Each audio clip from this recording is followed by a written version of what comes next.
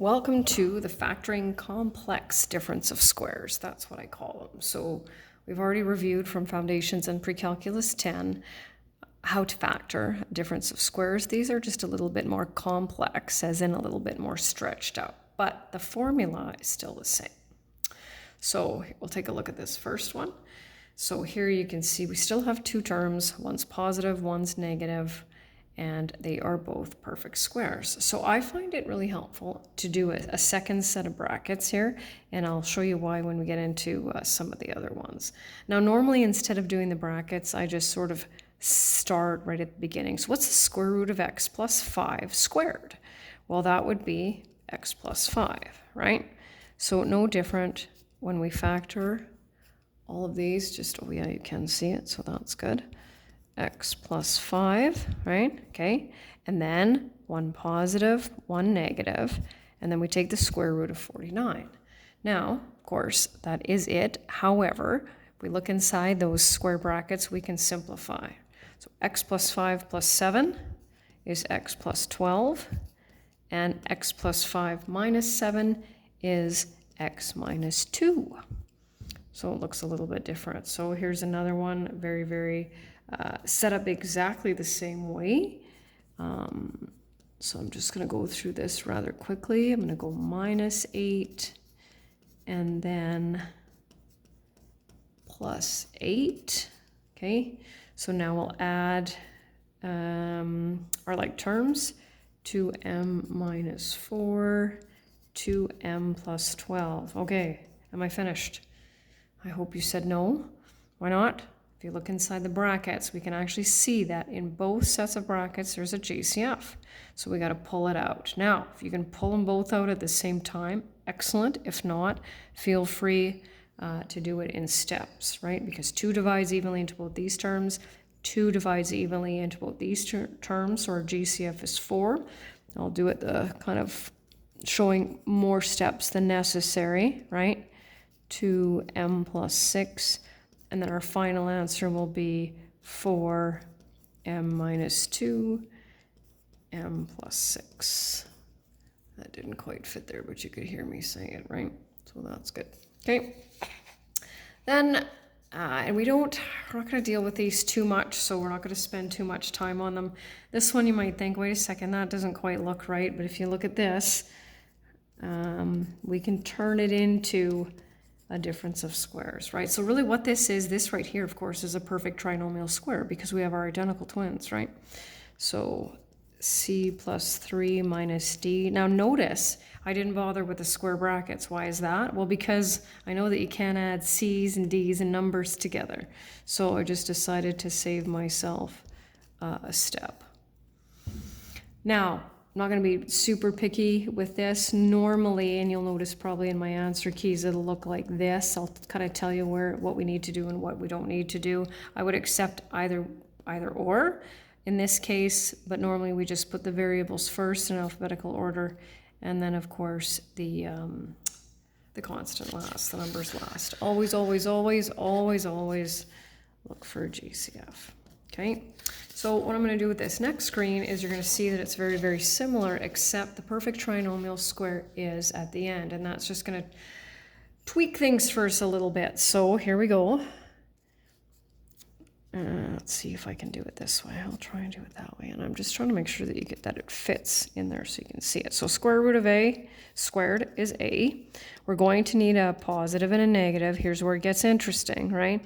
Got to make sure to take that perfect trinomial square, okay, and do that. Now, my question is, can you simplify this? Some students have some difficulty with that. A minus b minus c, right? It's that -1 distributed to both terms inside the brackets. A plus b plus c. Final answer. Similar setup. 6 minus m plus 3, and you'll have to figure out what works the best, whether you like to work directly from left to right or taking the square root of each of the terms. So that just barely fits in there. So what do we have here? We've got a negative m plus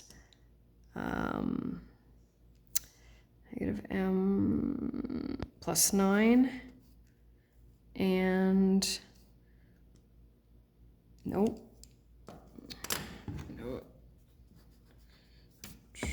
We have plus 3, so that's a negative 3, and m plus 9. Now the difference in pre-calc 20 is we don't leave first terms, we don't leave negative first terms, and foundations in pre-calculus 10, I didn't worry about it too much. We got to pull out that negative 1 as a GCF, and then that ends up being our final answer. That is a minor error, but that's what we need to worry about for that. And here is just like the other one where we want to separate that and turn it into a perfect trinomial square, which then turns it into a difference of squares, and x minus y plus 7 times x plus y plus 7. Not too bad here with the simplifying. And plus 7. When the first term is negative, we need to make sure we remove a GCF of negative 1. Okay? And okay, now this is going to be rather difficult because this is quite lengthy. So I am going to do my best to try to make sure that you can see it on the screen. So here now you can see we've got a perfect trinomial square minus a perfect trinomial square. But of course, because they're perfect trinomial squares, they are a difference of squares. So check this out. Square root of the first term minus the square root of the second term times, be careful, square root of the first term plus square root of the second term, right? Hold on, I knew this was going to be a little tricky. There it is. So we're going to add our like terms together here, right? So x minus x is nothing. 2 minus negative 5 is 7. Over here we've got x plus x, which is 2x. 2 minus 5 is 3. It's interesting how that ends up being our final answer, right? Just looks like a basic GCF. So here we're going to do the same thing. And I'm going to dictate it just so I don't have to keep moving the paper. So square root of the first term, 3 bracket n minus 1 minus square root of the second term. Okay, bracket, square root of the first term. So that's 3 bracket n minus 1 plus bracket n plus 7. Now I got to go back to, I'm going to say grade 9, and we've got to distribute 3n minus 3 minus n minus 7, 3n minus 3 plus n plus 7. Now we're going with our like terms. 3n minus n is 2n minus 10. 3n plus n is 4n plus 4. And what do you notice about this, right? We couldn't take a GCF out in the first place, but we can now. So we'll take a 2 out of that first one and a 4 out of the second one. And our final answer is 8 bracket n minus 5 n plus 1.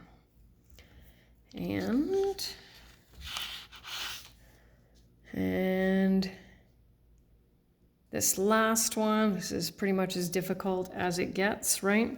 So square root of the first term, 5 bracket 2m minus 3 minus, that's just the way that I do it, right? 2 bracket 3m minus 1, right? And then remember, it's the same thing. What's the only difference, right? Square root minus square root, because that's really what we've got, right? Here's our basic difference of squares. Take the square root minus square root plus. It's just that our a now is just stretched out into something that looks like this, right? So you've got that first one. I will slide it over here so that you can see that. 5 bracket 2m minus 3 plus 3m minus 1. And now we're going to expand 10m minus 15 minus 6m plus 2 in brackets, 10m minus 15 plus 6m minus 2. Let's simplify that. 4m minus 13 and 16m minus 17. No greatest common factors there. 13 and 17 are prime, so we're good to go. And that's the end.